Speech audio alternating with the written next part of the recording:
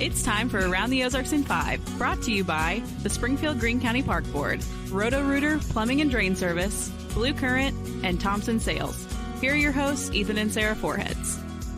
Hey, good morning to you. It is Thursday, and I think it's going to be a good day. But sun's going to be out, and it's going to be a little bit warmer because the sun is going to help, and the wind won't be so bad. So these are all that's why. Good things. Yes. Maybe that's why my glass is half full. I don't know. Yeah. My glass is always half full. Ethan's is not necessarily. Sometimes he likes to begin a sentence. Well, the problem is, I'm like, let's talk about the solution. All right, let's talk about the news. How about that? Okay. Here we go. This is a really wild story. Fortunately, it ended well, all things considered. But a man, you might have heard, forced his way onto a Springfield public school bus yesterday morning. And now he has been arrested after a long standoff ended yesterday evening. The man forced his way in through the bus door at the intersection of Barnes and Cambridge around 9 o'clock Wednesday morning. There were 13 Pershing middle school students on board. Most of the students escaped out the back door, but one student on the bus said that the man tried to take another child with him. Then the man ended up running to a nearby house. Police surrounded it for hours. That's what turned into the standoff until they were able to get him arrested. In the end, no one physically hurt, but wow, just shaken up, as you might imagine. Counselors are going to be available today for any students who would like to talk about that wild incident. Well, and for students, for parents, for everybody involved. I mean, that is so traumatic, that time frame. Fortunately, it sounds like the kids on the bus part was fairly quick, and the long part was the standoff at the house. Yeah. That's wild. All right. Now, this is another story in Ava that's pretty crazy as well. A woman there is charged with attempted kidnapping after she approached a mom and her child in the parking lot at Town and Country Store in Ava. Police say Tabitha Evans attempted to grab the child and even said to the child's mom, "Let me have her. Let me come home with you because I'm her nanny now." Police believe that Tabitha Evans was under the influence when that happened. Well, honestly, it sounds like both of those stories. There was somebody under the influence, because neither of those stories sounds at all normal. Yeah, I don't know about the man. I agree with what you're saying, but yeah, it'll be interesting to see if he was on something or it just sounds like he was on something. Yeah. You can add 5 cities in our area that will be adding local sales taxes on recreational marijuana. Voters in Republic, Billings, Highlandville, Nixa, and Pleasant Hope are all adding a 3% sales tax. Yeah, we've seen that from several cities, in the area. Yeah, they're a little bit late to the party, honestly. Also, in election news, tomorrow is going to be a day of the recount in Willard. 2 men running for mayor tied exactly the same number of votes, 349 votes each. Current alderman Troy Smith and former mayor Samuel Snyder tied, which is crazy. So with that, there will be who says every vote doesn't count, right? Right. With that, there will be a public recount by hand tomorrow, 9 a.m. at the election center in Springfield. Then, if they confirm the tie, if the hand count reconfirms the tie, which it might do, both candidates can choose one of 2 options. They can select. They can choose to either have a runoff election, or, no joke, they could just flip a coin. That's crazy. And they have a 50-50 chance. Yeah. Which is apparently what they have in the eyes of the public. So, right. Yeah. That's wild. That's wild. It is a wild ride. So high drama in Willard. Stay tuned. Kansas City Royals, their election this week didn't go very well. The Royals and the Chiefs will likely try again to pass a tax that voters will approve to get the stadiums that they want for their professional teams, football and baseball, and new stadium, upgrades to the stadium. The one that was on the ballot Tuesday did not pass, so the team's owners have to regroup. And they said before this, the owners said that relocation is on the table, like not relocating within the city, relocating to another city. Yeah. I mean, that was, that feels like a threat whenever they say it before the election. But now that that's a possibility, it's like, ooh, maybe. Yeah. They're keeping their options open, looking at everything. There's a committee to keep the Royals and Chiefs in Jackson County.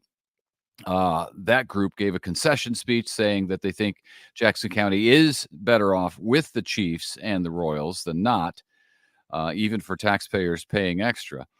But the facilities where they play are a problem now because they're getting old. The team's made it clear that they now have to explore other options. Clay County and parts of Kansas as well for relocation plans after the current lease expires in 2031. So there's still time, but it could get interesting. It could get interesting. Anytime I hear a concession speech, which I've heard a lot of them in my day, it's so deflating. Like it's like you just sink down in your chair and like order a stiff drink, I guess. I don't know. Well, But that's they why sounded like very defeated. a concession speech, well, it's usually in front of your crowd of supporters, unless it was such a blowout that they all left. So they're really down. But the key to a concession speech is congratulate the opponent, thank your supporters, and get out. Make it quick. Make it quick. Don't drag on. Yes, I've learned this from my husband in certain settings with make it quick about like whatever topic. Brevity. Brevity, Yes, man. Brevity. Nobody cares. Brevity. Anyway, yeah. So we'll see about relocating. I can't really imagine that, but I mean, I guess it's possible. Speaking of the Chiefs, former Kansas City Chiefs first round pick Clyde Edwards-Helaire, Helaire, Helaire. He will return for another season. He agreed to a 1-year deal that keeps the 2-time Super Bowl champion in Kansas City for a 5th season. He was the 32nd overall pick in the 2020 NFL draft after winning the national championship with LSU. It's exciting. All right. This is fun. Congratulations are in order for 4 Springfield teachers who are apparently very good at their jobs. Julie Berkey, a music teacher at Fremont Elementary. Betsy Canella, an industrial tech teacher at Kickapoo. Alicia Johnson, a first grade teacher at Twain Elementary. And Lori Macy, a special ed teacher at Pipkin, are all 4 nominated as finalists for Springfield's Teacher of the Year Award. Cool. Get this, there were more than 275 teachers that were nominated. So to be in the top 4 is a big deal. Yeah. And I'm excited for all 4 of them. The winner will take the cake on April 19th. Wow. Yeah. Congratulations to all 4. Yeah. Getting to the final 4 in whether it's basketball or teaching is pretty cool. Yeah. Well, and then if they win Springfield Teacher of the Year, then they can go for it at the state level and then even at the like bigger. I mean, it grows regional level, state level, something, but you can go up and up from there. It's pretty neat. Also, congratulations to a Springfield area 5K running from Yeti. This is a good one. It was just named number 2 race in the country by USA Today. They do their 10 best awards. Running from Yeti is held here in Springfield, also in Kansas City and St. Louis during the cold winter months.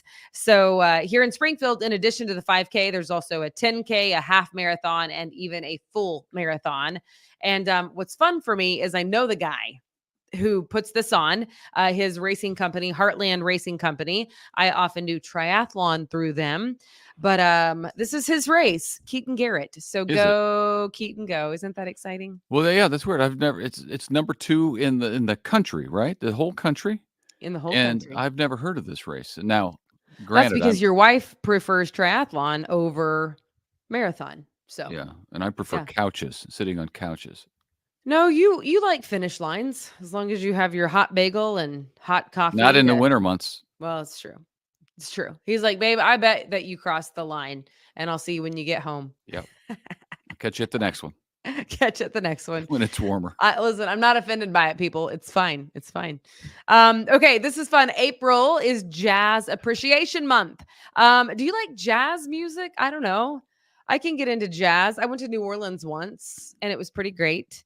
So this weekend, the Galois Theater is celebrating the first annual Galois Jazz Festival. It's April 5th, 6th, and 7th. So that's tomorrow, Saturday, and Sunday. The Galois lobby is going to be transformed into a jazz cafe with Smithsonian art on display featuring jazz legends. And if you get, done looking at all those things, you can head outside to the food trucks and drinks. So that's fun. It's like a whole little festival. They're going to feed you and wine you and dine you. You can also view screenings of Sado 48 shorts. Oh, yeah. And more, which a lot of people are interested in the Sado 48 shorts. So head out there to the Galois this weekend. Should be a great time. Yeah, good for them. That's fantastic. I think that's a neat idea. A lot of jazz fans out there. A lot of great jazz musicians around our area. So, and I had friends compete in the Sado 48 shorts, and so that's neat to get to see it on the big screen. And check out more details, by the way, at galois.org. I think a lot of people don't know what Sado 48 is, but it's you put together basically a short film. Yeah, it's a short film. I think most people do. What does it stand for, though? Now that I say it out loud, of course, I can't remember the acronym. We work at a TV station. We know it, but I don't know that most people do. It's you think you have 48 hours to put together a movie based on whatever they tell you at the start of this contest. Yeah. So. I'm trying to look it up. It's fine. You'll have to look it up yourself if you don't know what it is. But yeah, short film festival. All right. Don't forget about our contest right now at aroundtheozarks.com. Also, you can download the Around the Ozarks app, which is the preference, to be honest with you, that you would have the app, because there's all sorts of podcasts on there, all of them specific to the Ozarks. So we really do have you covered. It also has all the events happening and the contest. So if you want to win a pair of St. Louis Cardinals tickets to their ball game on April 21st, then you can enter to win, be it on the app or at the website. Well, there you go. And if you're listening to us, Abby Dyer's Wake Up Weather's coming on in 30 seconds. And then you can catch the video at all the places that Sarah just mentioned on Facebook, Around the Ozarks, as well as the app and the website. There we go. There you go. Lots of stuff. We got you covered. Choices. Yeah. All right. Have a great day. Yep. Thank you. See you back here on Friday.